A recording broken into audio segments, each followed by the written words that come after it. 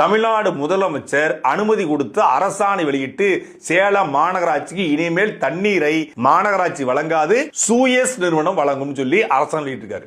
2015 காலகட்டத்தில் முதலாக கோவைக்குள்ள இந்த சூயஸ் நிறுவனத்தை அதிமுக அழைச்சிட்டு வருது. அதற்கு பிறகு அன்றைய இருந்த திமுக கடுமையாக அதை எதிர்க்கிறது. திருப்பி 2018 காலத்தில் அதனுடைய ஒப்பந்தம் போடப்படுது. சூயஸ் திட்டத்துக்கான கால்வாய்கள் அமைக்கிறாங்க, அதுக்கான பைப்லைன் போடப்படுது. கோயம்புத்தூர்ல இன்றைக்கு பல்வேறு வார்டு பகுதிகளில் இந்த சூயஸ் உள்ள வந்துருச்சு. கோயம்புத்தூர் மட்டும் இல்லாது கோயம்புத்தூர், ஈரோடு, வேலூர் இந்த இடங்கள் எல்லாம் திமுக ஆட்சி காலத்தில் சூயஸ் விரிவாக்கம் செய்யப்படுகிறது.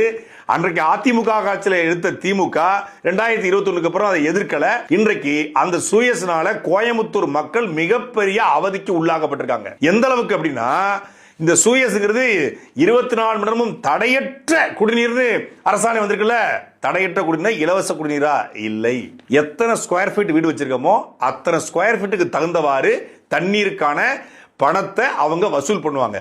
எப்படி மின்சாரத்தை நாம் யூனிட் வாரியாக பயன்படுத்தினா அந்த ஒரு மீட்டரை மாட்டி அதுல எவ்வளவு யூனிட் பயன்பாடு அடிப்படையில் 2 மாதத்துக்கு ஒரு முறை நம்ம மின் கட்டணம் செலுத்துறோமோ அதே முறைதான். தண்ணியுடைய அந்த குழாய்க்கு பக்கத்தில் ஒரு மீட்டரை மாட்டிடுவாங்க.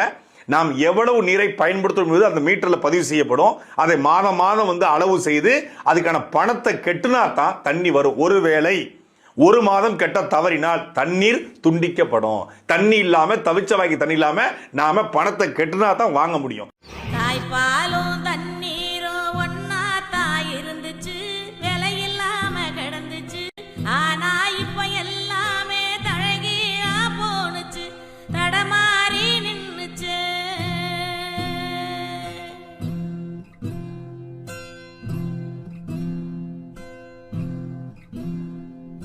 நிலாவுல தண்ணீர் இருக்கா